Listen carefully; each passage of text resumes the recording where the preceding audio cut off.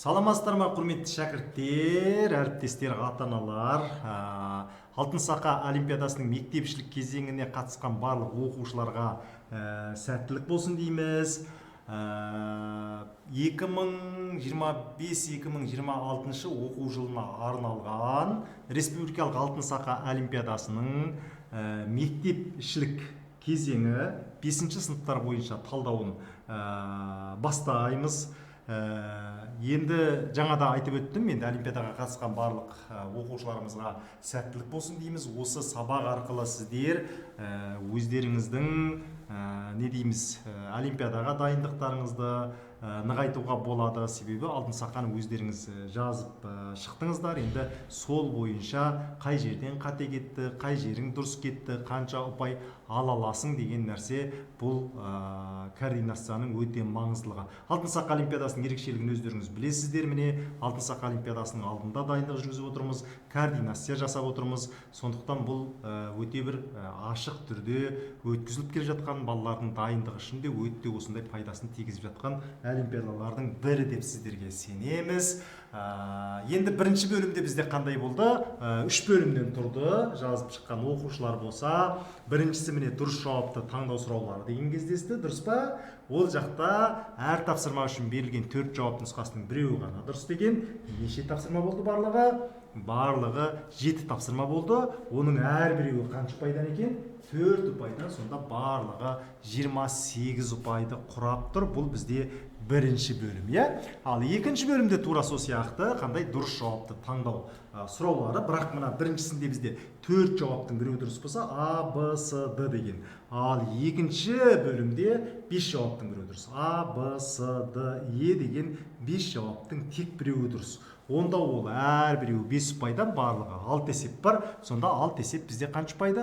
30 ұпайды құрайды. Мынау 28 ұпай. Ал үшінші бөлім бізде қандай? Бос орын толтыру сұраулары. Яғни қалдырылып кеткен бос орынға тек қана жауабын жазсаң болды. 5 болса 5, 10 болса 10 деген сияқты тек жауабын жазсаң болды. Әр тапсырма үшін қалдырылған бос орынға есептің жауабын жазу керек. Ол әр біреуі 6 ұпайдан неше есеп бар? 7 есеп бар. 6 мен 7-ні көбейтсек қанша болады сонда бізде? Барлығы 42 ұпай. Сонда барлығын қоссам менде 100 ұпайды құрайды екен. Барлығын дұрыс жасаңдар 100 ұпай аласыңдар. Дұрыс па? Ай, бәрекелді. Онда ары қарай біз жаңағындай қандай есептер кездесті, соны талдайық. Бірінші кезеңнің ең бірінші тапсырмасы өрнектің мәнін табыңыз. 2025 қосу 4050 қосылған 6075 қосылған 8100. Енді бұны бұлай қоссаң да болады, бәрлігін қоссаң да болады, бірақ тиімді тәсілменен мынада 2025 екенін байқасаңдар, мысалы мынау 2025 пен 2-ні көбейткенге тең, мынау 2025 пен 3-ті көбейткенге тең, ал мынау 2025 пен 8100 деген сөз 4-ті көбейткенге тең. Осылай болса мен үлестірмелі қасиетпен бәрін жақшаның алдына шығарып жесем, мынандай болады. 2025 көбейтілген жақ ішінде 1 қосылған 2 қосылған 3 қосылған 4. Сонда 1-ден 4-ке дейін сандардың қосындысы 10 екенін білесіздер. Онда 2025-ке 10-ды көбейтетін болсам қанша болады? 2025 өзін жазамда соңына 1 нөлді тіркей салам. Яғни 20250. Демек 20250 деген Б жауап десеңіздер дұрыс болады. Ал егер мынадан шатасып кетейін, мынау десең тікелей қоса бер. 2025-ке 6075-ті қосып мүмкін 75 мен 25 қосылғанда 100 болады деген сияқты. Дұрыс па? Ол жақта да мысалы 8100 болады. Мынау да 8100-ға 8100 деп жаңағындай 16200, содан кейін барып 4050-ді қостым, сонда 20250 деп олай қоса берсең де бола береді. Мынадан шатасып кетем десең, әйтеу 20250 деп тапсаң болды. Мына жерде бір енді тиімді тәсілді сіздерге көрсете кетейін деп жатқанымыз. Енді көбі тікелей қосты деп ойлаймын. Осылай қарай былай білетін балалар тіпті тез қосады. Себебі Алтын Сақада уақыт өте маңызды, оны жақсы білесіздер. Уақытым жетпей қалды деп жататын балалар бар. Барлығы өзіңе байланысты нәрсе. Бірақ стандартта бар ма? Бар бұл нәрселер. Ешқандай сырттан келген жоқ. Қосу, азайту білесіңдер. Сондықтан жауабы Б екен. Келесі екінші тапсырма координатаға байланысты есеп.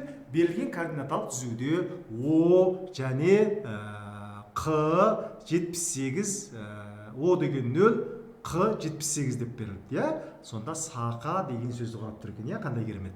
СА кесіндісінің ұзындығын табыңыз. Онда бізге СА-ны тап деп тұр. Онда бізде Q деген ол 78 болатын болса, Q 78 болатын болса, неше кесіндігін құрап тұр? Оны білесіңдер. Онда міне одан бастап санайтын болсаңыздар, мына Q-ға дейін неше нүктені көрсетіп тұр бізде? 13 бөлік болады. Дұрыс па? 13. Яғни мынадан бастап міне 1, 2, 3, 4, 5 деп келсем 13. Сонда 78-ді 13-ке бөлсеңіз қанша болады? 78-ді 13-ке бөлсеңіз 6 бола ма? 3, 6, 18 бір ой, 1, 6, 6, 7 тұрс. 6 болады. Енді қарасаңыздар, С мен Q-ның арасы мына жер ғой, міне. С-дан Q-ға дейін қанша бар дейтін болса, міне 1, 2, 3 бөлік бар. Тура 3 бөлік бар. Онда 6-ны 3-ке көбейте саласыз. 6-ны 3-ке көбейсең, қанша деген жауап шықты сендерде? Бәрекелді, 18 деп тапқандар дұрыс болады екен. Сондықтан 18 деген жауап қандай болады? Дұрыс болады. Түсінікті болды ма? Ал, енді үшінші тапсырманы қарай берейік бұнда. Үшіншіні қарай берейік. Бұнда жауабы А болды. Үшіншісінде дұрыс емес теңсіздікті белгілеңіз. Біз теңсіздік дегенде енді теңсіздік, қос теңсіздік дегенде біз 3-ші, 4-ші сыныптан бастап көріп келе жатырмыз. Сондықтан бұл да мектептің бағдарламасында бар нәрсе. Енді қарасаңыздар, 1500 бөлі 30 бен 1514 бен бөлі 30-ның қайсысы үлкен дегенді бір қарап таба салуға болады. Дұрыс па? Сен 1530-ға бөлсең үлкен сан шыға ма? 1514-ті 30-ға бөлсең үлкен сан шыға ма? Негізі мынау үлкен болу керек, керісінше. Сондықтан онда ол қате жауап. Яғни маған дұрыс емес теңсіздікті белгіле деген. Онда негізі дұрыс емес теңсіздік болып тұр. Келесілерін қарап көрейік. 1500-ді 30-ға бөлсең, 1500-ді 50-ге бөлсең, қайсысы үлкен болады? 1500-ді 30-ға бөлсең үлкен болады. Былайша айтқанда 15-ті 3-ке бөлгенде үлкен ба, немесе 15-ті 5-ке бөлгенде үлкен ба деген сияқты мына жағы үлкен болады ғой міндетті түрде. Дұрыс па? Себебі кіші санға бөліп жатсаң, ол үлкен болады деген сияқты. Тура сол сияқты бұл дұрыс болады екен. 1500-ді 30-ға бөлгенде 1514-ті 50-ге бөлген кезде. Енді бәрібір 1500-ді 30-ға бөлген кезде үлкенірек болатыны. Мынау енді екі түрлі болып тұр, бірақ мынау енді бөлінбейді. Бәрібір қалдығымен алған кезде бүтін бөлігін алатын болсаң, мынанікін алатын болсаң, бәрібір С-да бізде қандай болады? Дұрыс болады. Мына жағы үлкен болады. 1500-ді 30-ға бөлсең, 1476-ны 30-ға бөлсең, онда Д-да дұрыс болады. Себебі 1500-ді 30-ға бөлген кезде мынау үлкен сан, мынау кіші сан, дұрыс па? Үлкенірек санды бөлген кезде, кішірек санды бөлгенге қарағанда үлкен шығады. Дұрыс па? Онда бізде бұл есепте қандай екен? Жауабы дұрыс деп таңдағандар дұрыс болады екен. Бәрекелді. Төртінші тапсырма ары қарай мирас 1, 7, 0, 2 және 8 цифрларын пайдаланып, цифрлары қайталанбайтын 5 таңбалы сан құрастырды. Өзі неше цифр болып тұр екен? 5 цифр болып тұр екен, және қандай 5 таңбалы сан болып тұр екен. Сондықтан бұл жерде цифрлар қайталанбайтын болса, 5-еуін деп пайдалану керек деген сөз. Мысалы, ретімен жазсақ, мысалы 17028 деген сияқты. Төмендегі сандардың қайсысын құрастыра алады? Енді мынада неше сан деген болса комбинаторға кетіп қалады. Оны да білесіздер. Бірақ мынау енді төмендегілердің қайсысы болады? Міне сөзбен жазылған қандай мынандай санмен өрнектеп шығуға байланысты есеп екен. Онда енді қиын емес, бағдарламада бар нәрсе. 170.208 170.208 бұл болмайды, себебі 6 таңбалы болып кетті біріншіден, екіншіден 0 дегенде 2 рет байланып қойды. Болмайды, 10.209 бұл да болмайды, себебі 9 деген цифр мына жақта жоқ. Енді онсыз да болмайтын түсінікті. 71.208 71.208 бұл болады. Неге? Себебі қарасаңыздар, міне 71-де бар, 7-де бар, 1-де бар, 208 барлығы бар, және 5 таңбалы сан. Енді Д онда болмайтыны түсінікті. 82.021 енді жазып көрсеңіздер болады. 82.021 болатын болса, 2 рет кетіп қалды. Ан жақта пайдаланылмай қалған 7 деген сандар қалып кетті деген сияқты. Ондай болатын болса, жауабы қандай болады екен? С деп тапқандар дұрыс болады екен. Бұл сонымен 4-ші тапсырма. Келесі бізде 5-ші тапсырма. Кинотеатрда ересек адамның билеті А теңге, балалардың билеті Б теңге тұрады. Кинотеатрға қанша 5 ересек адам келді, және әр қайсысы өзімен 5 бала ертіп келді. Дұрыс па? 5 бала ертіп келді. Сонда неше ересек адам келді? Дұрыс, 5 ересек адам келді. Қанша бала келді? 5 көбейту 5 барлығы 25 бала келді. Дұрыс па? Енді бізге өрнек құрастыру керек. Әріпті өрнек 5-ші сыныпта ең басында әріпті өрнектен басталатынын білесіздер. Сондықтан оны құраласыздар деп ойлаймын. Олар жалпы қанша ақша төлеу керек десе, онда ересектердің әрбіреуінің төлейтіні А теңге, онда 5 адам үшін 5 көбейту А теңге төлейді. Ал 25 бала үшін әр бала Б теңгеден төлесе, онда 25 бала үшін 25 көбейту Б теңге төлейді. Ал екеуі бірге қанша болса, 5А қосылған 25 Б 5-ші сыныпта білесіңдер, әріп пен санның арасында көбейтуді жазбай қойса да болады. Демек, ондай болатын болса, бізде қай жауап дұрыс екен? Д жауабы дұрыс болады екен. Демек, онда жауап қандай? Д болды. Келесі 6-ші тапсырманы қарастырып көрейік. Әр төмендегі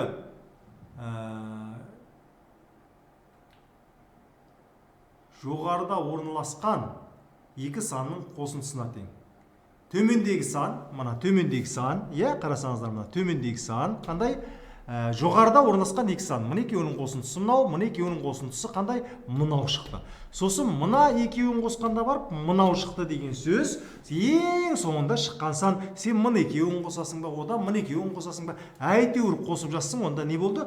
Төртеуінің қосындысы болды.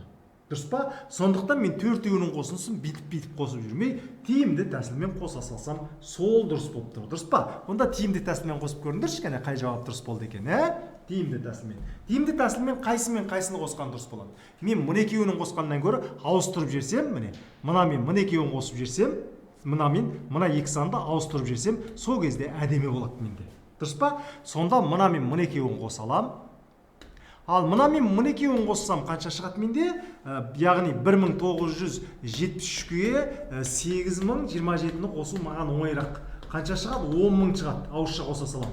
0 шығатын сандар. Дұрыс па? Тура сол сияқты мына екеуін қоссам, 2000-ға 4000-ді қоссам 6000, ал жаңағы 145-ке 755-ті қоссам 900. Демек, о жақтан қанша шығады? 6900 шығады. Сонда маған оп-оңай болды. Қоса салсам 16900. Яғни қай жауап дұрыс екен? Дұрыс. Сонда сізде де дұрыс шықты деп ойлаймын. Б жауабы дұрыс болады екен. 6-ші тапсырма бізде жауабы Б болады екен. Ай, бәрекелді.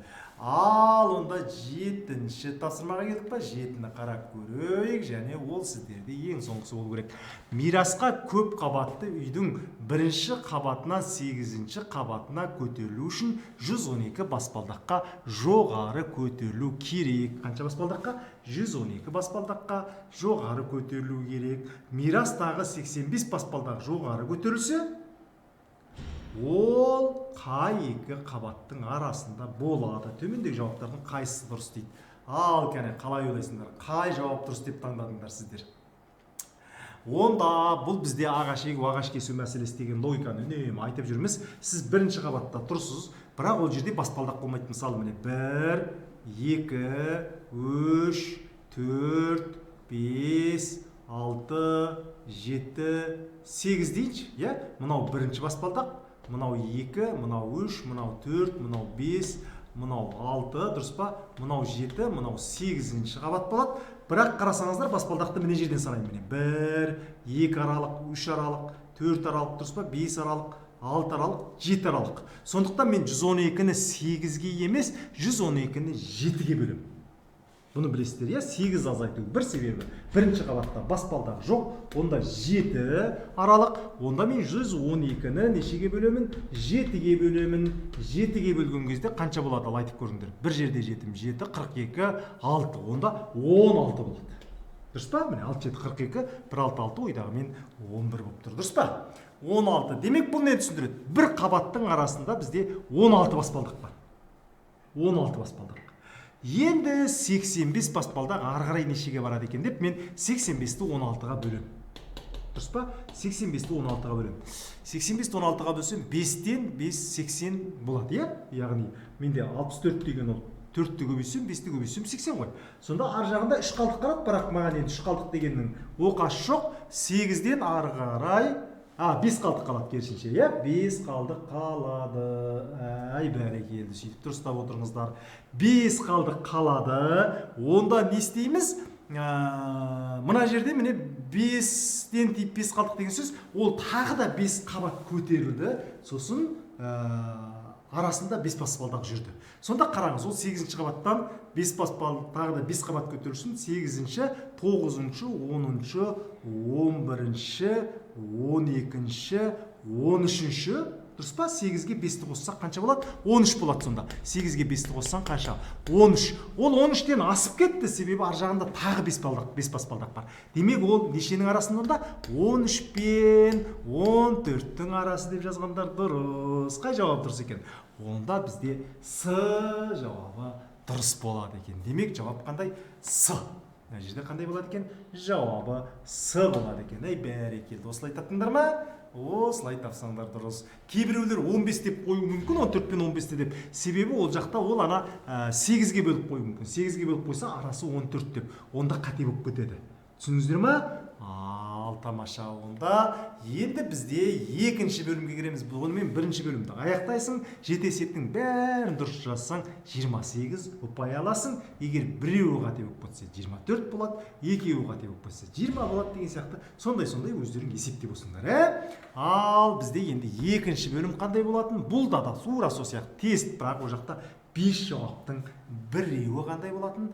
Дұрыс болатын. 5 жауаптың біреуі дұрыс болатын, Онда бірінші есепті біз қарап жіберейік. Міне теңдеуді шешіңіз. Мұндағы А тең 2025. 2025 болса, мына жерге қоясың. Әріптер нүктеге мен жаңағы айтқан 5-ші сыныптағы ең маңызды басындағы тақырыптердің бірі. Онда келесісі менде қандай болады? 2025-тен 1-ді алсақ қанша болады? 2024 болады. Оған қосамын, 2-ні алсаң 2023 болады. Дұрыс па? Оған қосамын, мына жерде 3-ті алсаң 2022 болады. Ал оның біреуі X, біреу X қосу 1, біреу X қосу 2, біреу X қосу 3. Демек менде онда былай ойлай салуға болады. Мынаны қосып шешіп жүрсем менде қиын болып кетеді, дұрыс па? Көп оңай жолы қандай? Мынаны X деп ойлай салам, ол ең кішкентай ғой. Ал мынау одан 1-ге артық, ол X қосу 1 болады. Ал мынау 2-ге артық, X қосу 2 болады. Ал мынау одан 3-ге артық, X қосу 3 болады. Сонда менде X-ім қанша екен? X-ім 2022. Демек, бұл есептің жауабы 2022. Деп тапсаңдар 5 ұпай аласыңдар. Түсінікті болды ма? Ай, бәрекелді. Мынау қандай керемет, міне күшті есеп. Кейбір балалар бірден қарамай 2025 жыл ғой, 2025 жауап деп ойлап қалуы мүмкін. Ондай болмай қалды. Түсінікті болды ма? Ай, бәрекелді. Онда ары қарай осы есептерді жалғастырып түсіндіруге осы Алтын Сақа олимпиадасының менімен бірге авторларының бірі Олжас ағай сіздерге жалғастырады. Олжас ағайды біздің көп оқушыларымыз, әсіресе біздің бастауыштың мұғалімдері жақсы біледі. Себебі мұғалімдерге бүкіл менімен бірге курс өткізіп жүрген Олжас ағайымыз, өз кезінде олимпиаданың жеңімпазы болған. Жақсы, онда Олжас ағай ары қарай жалғастырасыз. Бізге енді 5-ші сыныптың балалары артынан көп комментарий жазып, көп рахмет айтады деп ойлаймыз. Себебі біз енді қаншама міне есептерді талдап түсіндіріп жатырмыз. Ешқандай олимпиадада бұндай есептерді олимпиада өткеннен кейін талдап, бұндай деген нәрсе жоқ. Лезде талдаймыз. Уже болды олимпиада, 3-4 сағаттан кейін біз бірден талдап көрсетеміз. Бұндай олимпиада мен ойласам енді біздің кезде бұндай олимпиада болса болған жоқ. Біз уже мектеп бітіріп кеттік. Не деген сияқты болған жоқ шығар, жаңағыдай Сингапурға жолдама, алтын асық деген сияқты. Болған жоқ. Мәссаған, болды. Онда қазіргі балалар қандай керемет, міне Алтын Сақа олимпиадасына қатысып өтпей қалсаң да оқасы жоқ, осы қатысудың өзі қандай керемет, қаншалаған білім аласың. Сондықтан қазір бізде үйренетін, ізденетін оқушылар да көп, біздің болашағымыз, әріптестеріміз де көп сөйлеп қойсам енді кешірім өтінемін, ары қарай Олжас ағайға берейін, жалғастыра бересің. Тамаша. Онда Ал жақсы. Так, жақсы құрметті оқушылар. Келесі бізде екінші бөлімнің екінші тапсырмасы. Яғни есептің шартымен танысып көрейік. Саматта 3 түрлі ыдыс бар екен. Яғни сіздерде әр ыдыстың көлемі көрсетілген. Енді бізге айтады, есептің шарты бойынша ең үлкен ыдыс жартылай толған, қалған ыдыстар толық толған екен. Онда осының барлығын толтыру үшін бізде Саматқа қанша литр су керек дейді. Яғни есептің шарты бойынша бізге қанша литр су керек деп тұр. Олай болса біз белгілеген өлшемділіктердің барлығын литрге айналдыруымыз керек. Бірақ есептің шартында тағы да бір шарт берілген. 1 литр дегендеріңіз 1 дециметр кубқа тең екен. Онда бізге берілген өлшемділіктердің барлығын дециметр кубқа айналдырсақ жеткілікті. Енді біз онда ең бірінші өлшемділіктен бастайық. Бірінші ыдыстың көлемі 25.000 сантиметр куб дейді. 1 дециметрда 10 сантиметр бар. Олай болса біз 25.000 сантиметр кубты дециметр кубқа айналдыру үшін, онда біз бұны 1000-ға бөлуіміз керек екен. Яғни 10-ның кубына. Олай болса сіздерде 25 дециметр кубқа тең болады екен. Ал екінші ыдыс сол беті қалай береді? Оның көлемі сіздерде 100 дециметр куб болады. Келесі, үшінші ыдыс 2 метр куб дейді. Оның көлемі, енді бұл ыдысты біз дециметр кубқа айналдыру үшін метр дециметрдан көбірек, енді біз онда бөлмейміз, көбейтеміз. Қаншаға көбейтеміз? 1 метрда бізде 10 дециметр бар. Олай болса метр кубқа айналдырғанда біз бұны 1000-ға көбейтеді екенбіз. Әр метр кубта 1000 дециметр куб бар. Сонда біз естемен 2000 дециметр куб деген жауап шығады екен. Енді бізге берілген сандардың қосылысын таба салсақ, ол бізге жеткіліксіз. Біз есептің шарты бойынша айтылған ең үлкен ыдыс жартылай толған деп тұр. Яғни берілген сандардың ішіндегі ең үлкені ол 2000 дециметр куб. Яғни біз осы 2000-ның жартысын табуымыз керек, қалған сандарды және оған қосуымыз керек. 2000-ның жартысы 1000 екенін білесіздер. 1000-ға қосамыз 100-ді, қосамыз 25-ті. Амалды орындайтын болса 1125 дециметр куб деген жауап шығады екен. Яғни бізге барлығы 1100, мына жақта сіздерде қате кетіп қапты. Бізде 1 деп тұрады сіздерде. 1125 литр су керек екен. Яғни сіздерде міне көріп тұрғандарыңызды бір жауабы дұрыс болады екен. Ары қарай жалғастырайық. Келесі тапсырма, үшінші тапсырма, есептің берілгенмен танысып болайық. Мирас тақтаға бір сан жазды. Бұл санның жартысы ең кіші 2 таңбалы сан. Бұл санның қандай бөлігі? Ең кіші жай сан дейді. Ең алдымен енді сіздер ең кіші 2 таңбалы санның нешеге тең екенін білсеңіздер жеткілікті. Яғни ең кіші 2 таңбалы сан ол сіздерде 10-ға тең. Яғни мирас қандай да бір сан ойлаған екен. Енді санның бөлігін тапқанда біз оны қандай да бір бөліктерге бөлуіміз керек. Яғни бұл санның біз жартысын тапқан екенбіз. Яғни бұл санды біз 2-ге бөлген кезде 10 деген сан шықты. Онда мирастың ойлаған саны біз сіздермен 20 деп тапсақ болады екен. Ары қарай жалғастырайық. Бұл санның қандай бөлігі? Ең кіші жай сан дейді. Енді келесі сіздердің білу керек мәндеріңіз ең кіші жай санның нешеге тең екенін бөлулеріңіз керек екен. Ең кіші жай сан ол сіздерде 2-ге тең. Енді 20-ны нешеге бөлген кезде 2 шығады деген сұраққа жауап берейік. 20-ны біз онда 2 шығу үшін 10-ға бөлуіміз керек екен. Яғни мирастың ойлаған саны 20, жартысы яғни 2-ге бөлгенде 10 шығады.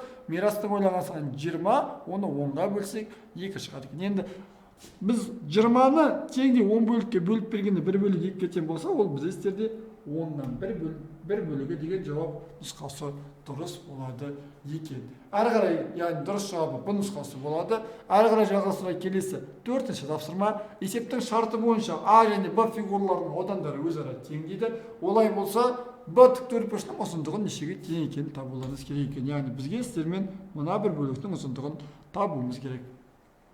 Олай болса, ең алдымен берілген құрама фигураның ауданын тауып алайық. Енді бізде сіздерде А деген ол тіктөртбұрыш емес, А фигура сіздерде мынандай бөліктен тұратын фигура. Ал бізге толық фигураның ауданын табу үшін мен суретті керісінше мынандай 2 тіктөртбұрышқа бөліп қарастырсам болады. Бірақ ол кезде мынау А болмайды. Біз Аға кішкене Б-нің бөлігін қосып тұрмыз. Өлшемдерін жазып алайық. Мынаның өлшемі 40-та 110 деген тіктөртбұрыш болады. Екіншісі енді мынау қалған бөліктің ұзындығы 120. 120-дан 40-та азайтасыздар, ол сіздерде 80 болады. Яғни мына жағы 80, мына жағы 40 болады. Енді берілген фигураның біз ауданын анықтап көрейік. Ол кезде біз 110-ды көбейтеміз 40-қа, оған қосамыз 80 көбейтілген 40-ты. Амалды орындайтын болсаңыздар, бізде 190 мен 40-тың көбейтіндісі болады.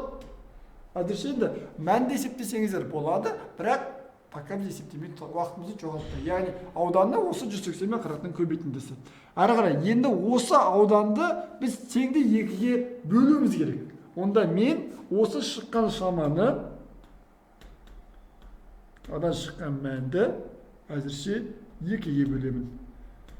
Енді бұл жақта сіздер 192-ге бөлесеңіздер жеткілікті. Бұл жақта әзірше сонда бізде әр тіктөртбұрышының ауданы 95 көбейтілген 40 болуы керек екен. Яғни бізде берілген фигураның ауданы 190 көбейтілген 40, яғни қандай да 7600 деген сан шығады. Егер есептеу қажет болса, енді әр фигураның ауданын табайық, оны біз 7600-ге бөлесіздер, 3800 деген сан шығады, немесе мен 80-ны көбейтін 2-ге бөлдім, ол 95 пен 40-тың көбейтіндісі болып тұр. Енді берілген фигураның ұзындығын табуымыз керек. Енді Б фигурасының ұзындығын табатын кезде ені бар, ені 40-қа тең, онда ұзындығын табу үшін 80-ның көбейтіндісін 40-қа бөлуіміз керек екен. 95 пен 40-тың көбейтіндісін 40-қа бөлсеңіздер, 95-тің өзі қалады. Яғни есептің дұрыс жауабы Д жауап нұсқасы болады екен. Яғни мына бір бөліктің ұзындығы 95-ке тең болады. Қалған бөлігінің ұзындығы 25-ке тең болуы керек екен. Яғни есептің жауабы Д нұсқасы. Әрі қарай жалғастырайық. Келесі тапсырма. Төмендегі қатардағы фигуралар 6 фигура сайын қайталанады. Бірінші мен соңғы фигура бірдей, бірақ олардың қасында тұрған фигуралар бірдей емес дейді. Онда бізде суретте неше фигура салынуы мүмкін екенін анықтап көрейік. Яғни сіздерден бірінші фигураның қандай фигура екені түсінікті. Бірінші фигура сіздерде ол шаршы. Енді есептің шарты бойынша онда бізде соңғы фигурада шаршы болуы керек. Яғни 6 фигура сайын қайталанады. Яғни бірақ біз тізбек мына бір шаршымен аяқтала, яғни әр тізбектің 6-шы фигурасымен аяқтала, немесе әр жаңа тізбектің бірінші фигурасымен аяқтала деген сұраққа жауап беріп алайық. Яғни егер де тізбек мына бір соңғы шаршымен аяқталса, яғни 6-ға бөлінетін болса, онда бізде соңғы фигураның қасындағы мен бірінші фигураның қасындағы фигуралар бірдей болады. Өйткені бірінші фигураның қасындағы фигура үшбұрыш, соңғы фигураның қасындағы фигура үшбұрыш болып қалады. Яғни ол жауап нұсқасы дұрыс болмай қалады. Яғни біздегі соңғы фигура ол мына бір төртбұрыш болады екен. Яғни біз 6 фигурадан бірнеше рет қайталауымыз керек, және ең соңында тағы да бір шаршы қоюымыз керек. Сонда бірінші фигураның қасындағы фигура үшбұрыш болады, соңғы фигураның қасындағы фигура шаршы болады екен. Енді неше фигура салынуы мүмкін дейді. Яғни біз не істедік? Фигураларды 6 сайын қайталадық, және оған бірді қостық. Яғни біздің санымыз 6-ға бөлген кезде бір қалтық беру керек екен. 60 саны 6-ға қалтықсыз бөлінеді, ол болуы мүмкін емес. Дәл солай 86-ны егер 6-ға бөлсеңіздер 2 қалтық қалады. 80-ді 2-ге бөлсеңіздер 78 2 қалтық қалады. 74-ті 6-ға бөлсеңіздер 72 2 қалтық қалады. Яғни бұлардың ешқайсысы болмайды. Және бізде ең соңғысы 67-ті 6-ға бөлсеңіздер бір қалтық қалады екен. Яғни есептің дұрыс жауабы 67 болады. Немесе мынау 74, 80, 86-ның дұрыс емес екенін берілген фигуралардың барлығы бірдей жауап, бірдей фигура. Ал енді егер де 74 дұрыс болса, онда 80 дұрыс болу керек деген жауап нұсқасы шығушы еді. Сол себепті бізде ол жауаптардың ешқайсысы дұрыс емес деп белгілей берсеңіздер болады. Сонда дұрыс жауап нұсқасы бұл нұсқасы болады. Әрі қарай жалғастырайық. Келесі 54 көбейтілген x квадрат өрнегінің мәні төмендегі сандарының қайсына бөлінбейтінін табыңыз дейді. Мұндағы x тең 21. Яғни біздегі өрнектің мәні, яғни ол 54 көбейтілген 21-дің квадраты, немесе мен 2 рет көбейтілген 21 деп жазайын.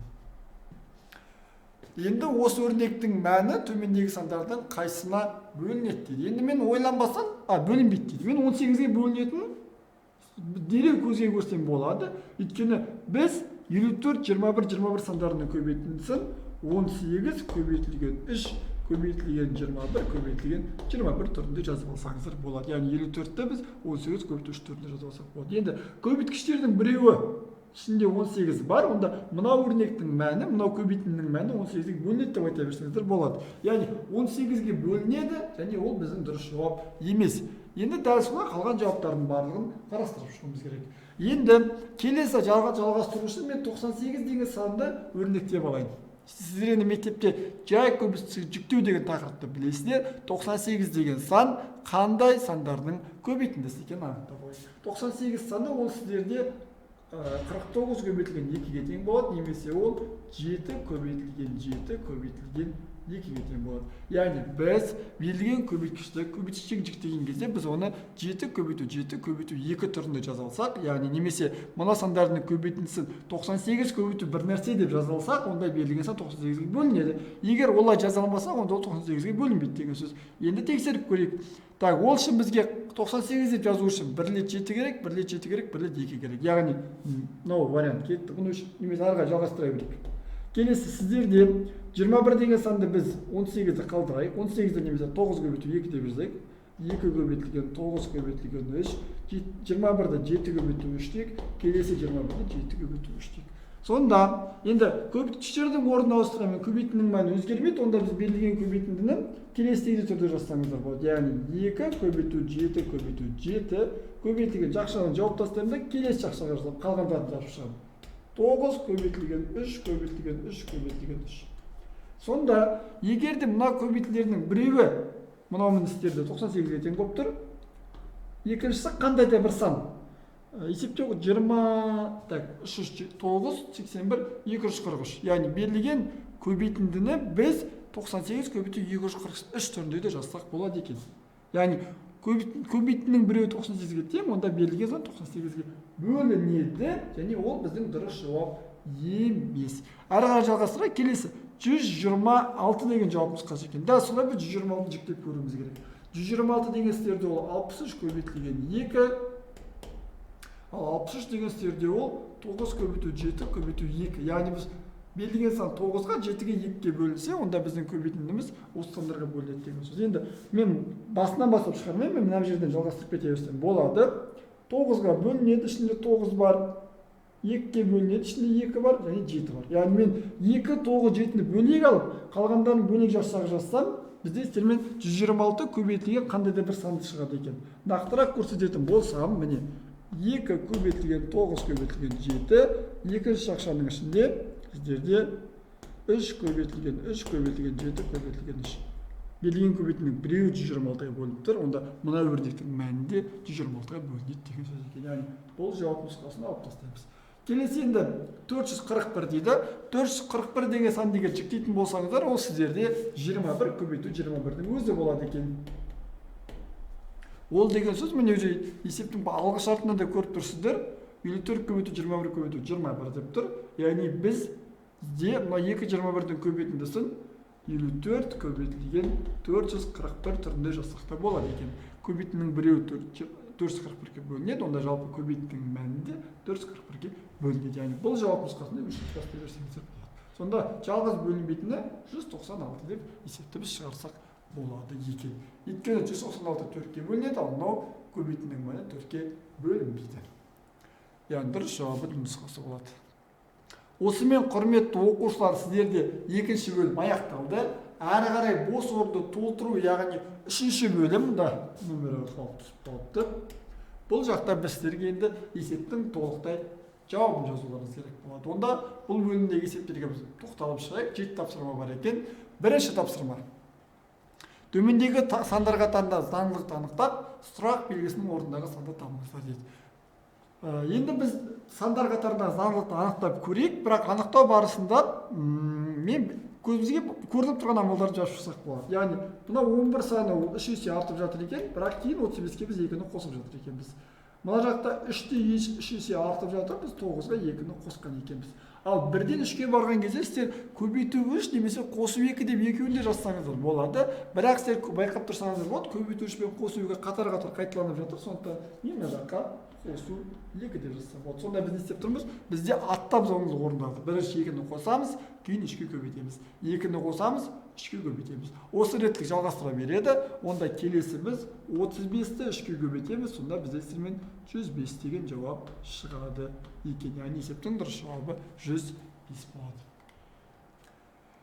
Ары қарай жалғастыра келесі. Төмендегі суретте неше үшбұрыш бар дейді. Берілген есепті сіздер шығару үшін сіздер қарапайым мынандай үшбұрышта неше үшбұрыш бар екенін санап алуларыңыз керек. Бұл және білулеріңіз керек. Бірінші осындай үшбұрыш неше үшбұрыш бар екенін санап алайық. Бұл жағдай сіздерде 3 қосылған 2 қосылған 1 тең барлығы 6 үшбұрыш бар екен. 3 кішкентай үшбұрыш және 2 үшбұрыштың қосындысынан тұратын 2 үшбұрыш, міне біреуімен, міне екіншісі, және толықтай 1 үшбұрыш. Сонда мен осындай суреттерде 6 үшбұрыш еседі екен. Енді осы суретті мысалға мен мынандай қыпта орналастырсам болады. Бір жақта тоже қанша үшбұрыш болады? 6 үшбұрыш болады. Яғни фигураны төңкере берсеңіздер болады екен, немесе үлкейтіп кішірейте берсеңіздер де болады екен. Сонда біз берілген суретте мына фигураның мына бөлігінде 6 үшбұрыш бар деп айтсаңыздар болады.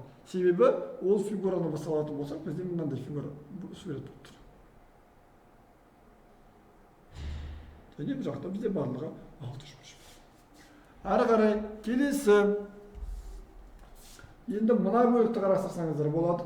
Толықтай ортасындағы сызықсыз. Онда сіздерде келесідей сурет пайда болады.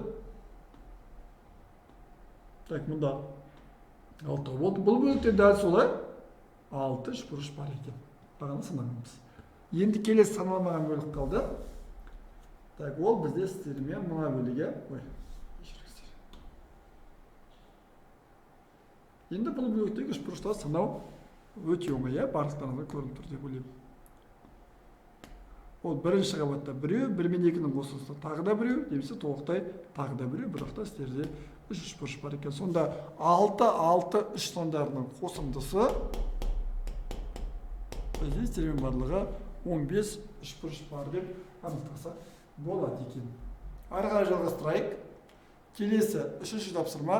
Аулада бірнеше тауық мен қоян бар. Олардың барлығының 20 басы, 52 аяғы бар. Аулада неше тауық бар деген тапсырма екен. Яғни бұл сіздерде жорамалдау тәсілінің тапсырмасы.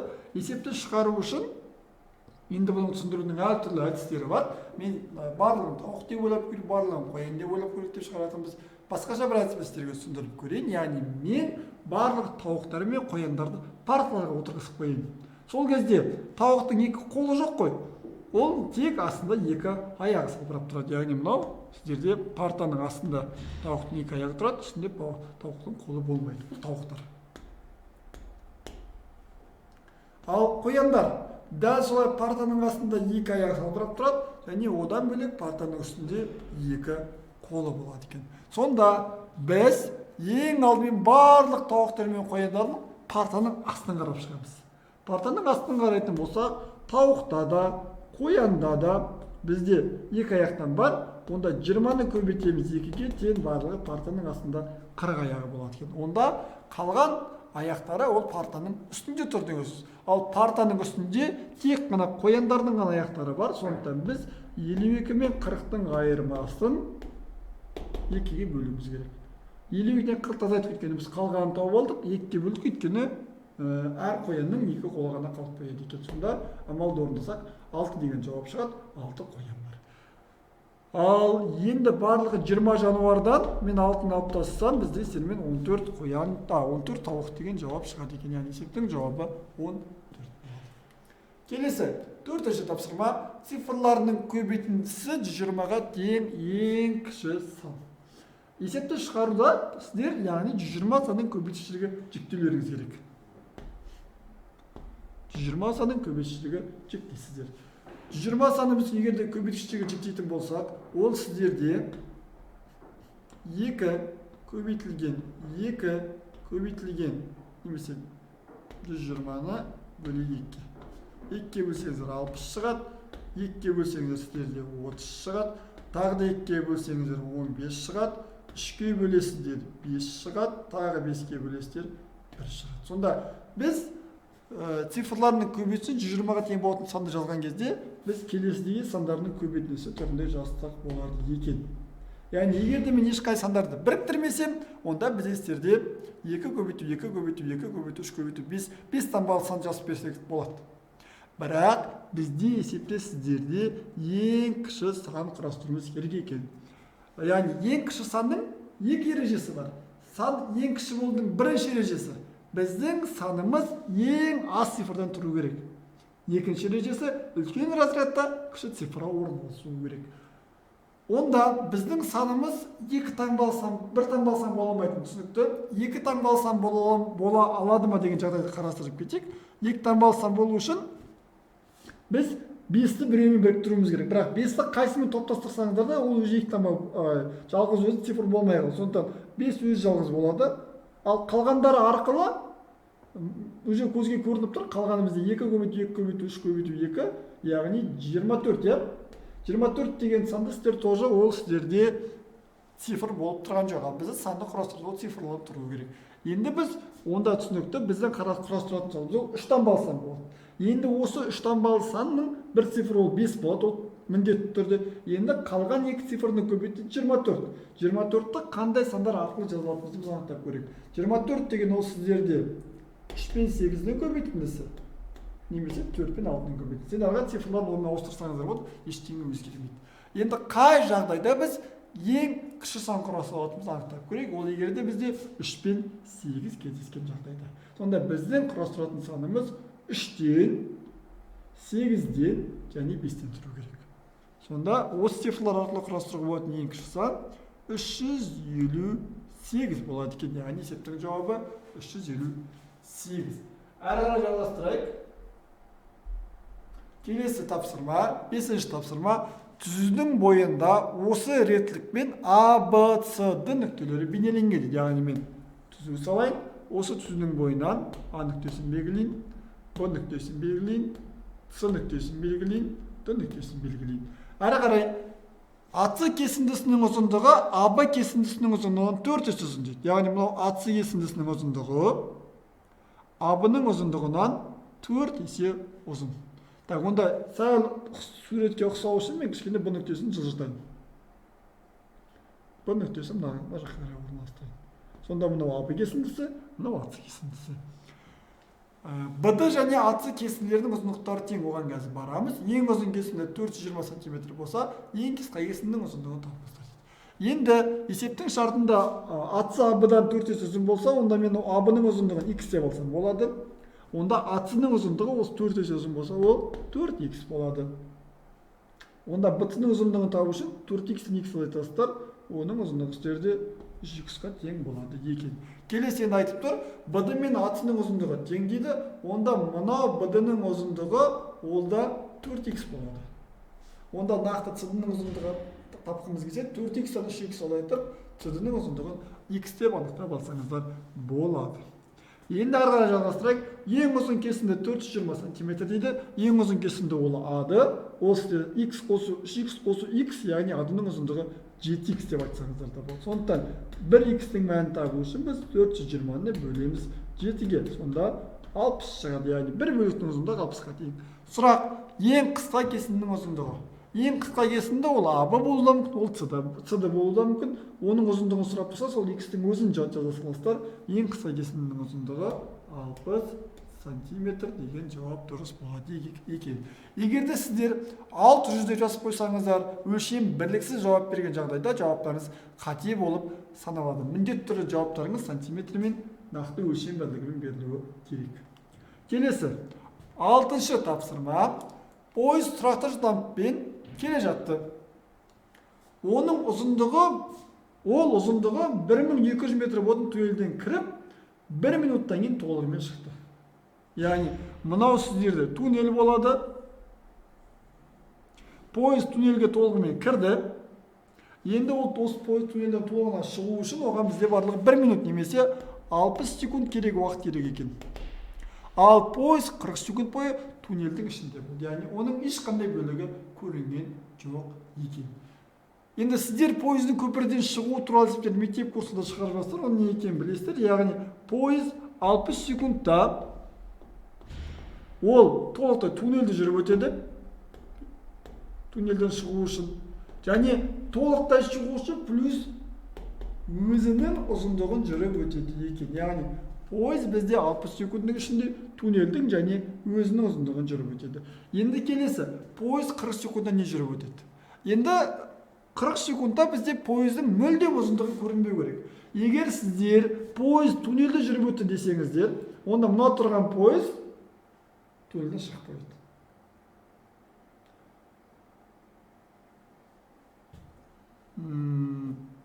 Сондықтан ол 40 секундта туннелдің ұзындығын жүрген жоқ. Ол туннелден жүрген кезде толықтай шықпау керек. Сондықтан ол туннелдің ұзындығынан өзінің ұзындығын алып тастаймыз.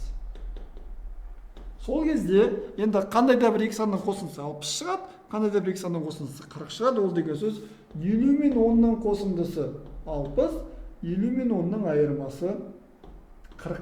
Енді оны сіз логикамен тауып алсаңыздар болады. Сонда пойыз туннелдің ұзындығын жүріп өтуге 50 секунд уақыт жұмсайды, өзінің ұзындығын жүріп өтуге 10 секунд уақыт жұмсайды. Сонда туннелден толығымен кіріп шығуға ол 60 секунд уақыт жұмсайды. Ал ол туннелден көрінбейді деген сөз, ол өзінің ұзындығын жүрмеу керек, яғни кіретін кезде және шыққан кезде өзінің ұзындығын жүрмеу керек. Сонда ол туннелдің ұзындығынан өзінің ұзындығын азайтып тастайсыздар, яғни кірген кезде ол өзінікін жүрмейді, сонда мына жақта өзінікін алып тастайсыздар. Және ол шығатын кезде тағы да өзінің ұзындығын жүрмеу керек, сондықтан туннелдің ұзындығын тағы да өзінің ұзындығын азайтып тастайсыздар. Сонда ол 50 секундтан 10 секунд азайтасыздар, 40 секунд бойы нақты туннелдің ішінде отырады. Сол 50 секундта туннелдің ұзындығын жүріп өтеді. Енді туннелдің ұзындығы 1200 метр дейді, және ол соны жүріп өтуге 50 секунд уақыт жұмсайды. Енді өзінің ұзындығы қанша дейді, ал ол оны жүріп өтуге 10 секунд уақыт жұмсаған екен. Олай болса, яғни 5 есе азырақ уақыт жұмсаған деп біз 1200-ді 5-ке бөлсек жеткілікті тең 240 метр деген жауап шығады екен. Яғни біздің жағдайда пойыздың ұзындығы 240 метр болады. Енді берілген есепте сұрақта метрдің өлшемділігі айтылып тұр, сондықтан уже өлшемділікті жазу қажет емес. Яғни өлшемділік жазбасаңыздар жауаптарыңыз дұрыс болып саналады. Келесі соңғы тапсырма. Жай бөлгіштердің көбейтіндісінен 20 есе үлкен болатын ең үлкен үш таңбалы санды жазыңыз. Яғни бізде қандай да бір сан бар. Біз осы санды жай көбейтіштерге жіктейміз. Яғни қандай да бір санның қандай да бір дәрежесі болады, осы жалғаса береді.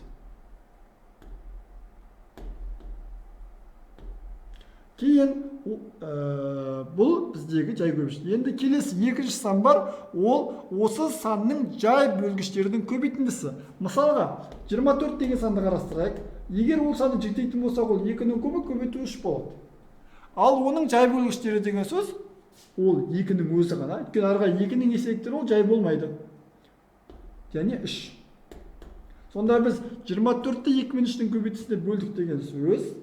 Біз 2-ның үшеуінің біреуін алып аламыз. Бөлдім, яғни 2-ның 22 көбейту 3-ті бөлеміз 2 мен 3-дің көбейтіндісіне. Яғни мына 2 өзара жойылып кетеді. Яғни 2 көбейтіп 12-ке бөлген кезде мына 2 өзара жойылып кетеді. Сонда тек қана 2 қалып қояды екен. Сонда немесе біз 3-тен 1-ді азайтамыз. 1-ден 1-ді азайтамыз деп қарастыра берсеңіздер болады. Сонда шыққан 20 саны, біз 20-ны осы 2 санның бөлінісінің 20 дейді. Онда 20 деген сан осы жерде 2-нің квадраты көбейтілген 5. Сонда 2-нің квадратынан біреуді азайтқан кезде бізде 2 қалып тұр. Сонда бізде берілген сан ол 2-нің кубына тең деген сөз. Және де 5-тен 2 болды, ол жақта бізде 5-тің квадраты болды деген сөз. Сонда берілген сан есептейтін болсаңыздар, 2-нің кубы 8, 5-тің квадраты 25, 2-нің көбейтіндісі 200 шығады. Тексеріп көрсеңіздер болады. 200-ді бөлеміз жай бөлгіштерінің көбейтіндісіне. Берілген санның жай бөлгіштерінің көбейтіндісі ол 2 мен 5 қана, яғни 10-ға бөлесіздер. Сол кезде 20 шығып тұр. Яғни 200 деген жауап дұрыс болуы мүмкін. Бірақ ол дұрыс емес, өйткені бізде ең үлкен үш таңбалы санды сұрап тұр. Яғни берілген санда біз 200-дің еселіктерін қарастыра берсек болады. Яғни бірақ 400-ді қарастыра алмайсыздар, өйткені 400-ді жазған кезде біз оны 2-ге бөлмей қаламыз. Келесі, яғни 200-дің басқа да еселіктері бар. Яғни 200-ді жай сандарға көбейтіп, басқа да еселіктерді қарастырсақ болады. Яғни есептің жауабы 600 деген сан болады екен. 600-ді біз бұның жай бөлгіштеріне бөлеміз, ол 2-ге, 5-ке және 3-ке бөлінеді екен. Осы сандарға бөлсеңіздер тағы да 20 деген сан шығып тұр. Яғни біздің жағдайымызда 3 саны біреу ғана бар, және ол өз-өзімен жойылып кетті деп айтсаңыздар да болады. Сонда біздің санымыз 2-ның 3 дәрежесі 5-тің квадраты 3-тің 1 дәрежесіне тең болады екен. Яғни есептің дұрыс жауабы 600. Осымен, құрметті оқушылар, біздің сіздермен талдауымыз аяқталды. Сіздерге барлығы ұнады деген ойдамыз.